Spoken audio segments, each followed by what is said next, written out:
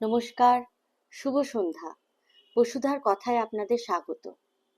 আজকে শ্রীরামকৃষ্ণের কথামৃতের ষোড়শ পরিচ্ছদের কিছুটা অংশ আপনাদের পাঠ করে শোনাব।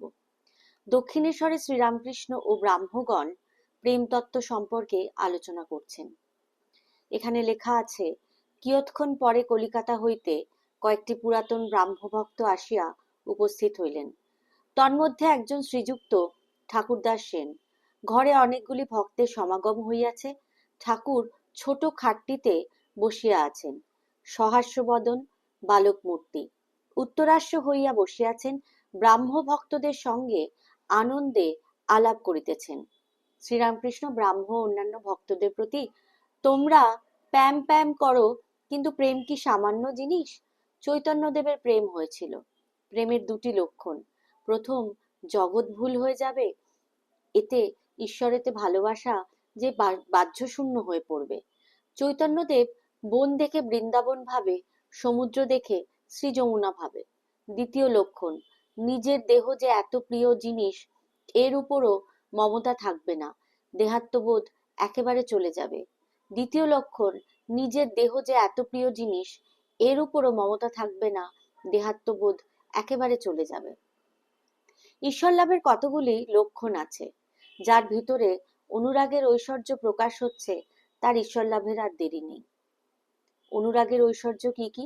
বিবেক, বৈরাগ্য, জীবে দয়া, সাধু সেবা, সাধু সঙ্গ, ঈশ্বরের নামগুণ কীর্তন, সত্য কথা, এইসব। এই সকল অনুরাগের লক্ষণ দেখলে ঠিক বলতে পারা যায় ঈশ্বর দর্শনের আর দেরি নাই। বাবু কোন খানসামার বাড়ি যাবেন, এরূপ যদি ঠিক হয়ে থাকে, খানসামার বাড়ির অবস্থা দেখে ঠিক বুঝতে পারা যায়। প্রথমে বন জঙ্গল কাটা হয়, ঝুল ঝাড়া দেওয়া হয়, ঝাড়পাট দেওয়া হয়। বাবু নিজেই শতরঞ্চি, গুড়গুড়ি, এইসব 5 রকম জিনিস পাঠিয়ে দেন। এইসব আসতে দেখলেই লোকেরা বুঝতে পারে যে বাবু এবার এসে পড়লেন বলে। একজন ভক্ত, আগে বিচার করে কি ইন্দ্রিয় নিগ্রহ করতে হয়? শ্রীরামকৃষ্ণ, ও এক পথ আছে, বিচার পথ। ভক্তিপথেও অন্তরিন্দ্রিয় নিগ্রহ আপনি হয়, আর সহজে হয়। ঈশ্বরের উপর যত ভালোবাসা আসবে, ততই ইন্দ্রিয় সুখ আলুনি লাগবে। যেদিন সন্তান মারা গেছে, সেই শোকের ওপর স্ত্রী পুরুষের দেহ সুখের দিকে কি মন থাকতে পারে? একজন ভক্ত, তাকে ভালোবাসতে পারছি কই? শ্রীরামকৃষ্ণ, তার নাম করলে সব পাপ কেটে যায়। কাম, ক্রোধ, শরীরের সুখ, ইচ্ছা, এসব পালিয়ে যায়। একজন ভক্ত, তার নাম করতে ভালো লাগে কই? শ্রীরামকৃষ্ণ, ব্যাকুল হয়ে তাকে প্রার্থনা করো, যাতে তার নামে রুচি হয়, তিনি মনোবাঞ্ছা পূর্ণ করবেন। এই বলিয়া ঠাকুর দেবদুর্লভ কণ্ঠে গান গাইতেছেন, জীবের দুঃখে কাতর হইয়া মার কাছে হৃদয়ের বেদনা জানাইতেছেন।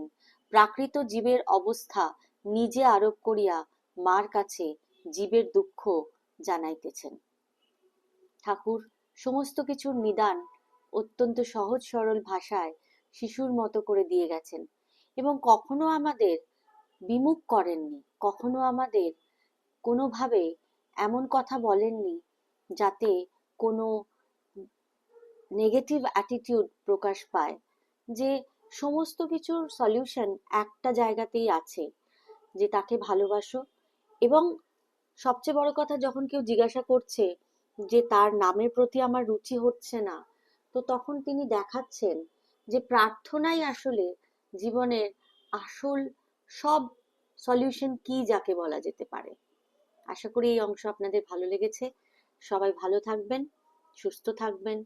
আর পৃথিবীতে বড় অশান্তি, সবাই একটু আমরা শান্তির জন্য প্রার্থনা করব, সকলের জন্য, যে যেখানে আছি, যেমন ভাবে আছি। শুভরাত্রি। সর্বে ভবন্তু সুখিনা, সর্বে সন্তু নিরাময়া, সর্বে ভদ্রাণি পশ্যন্তু, মা কশ্চিৎ দুঃখভাগ্ ভবেৎ।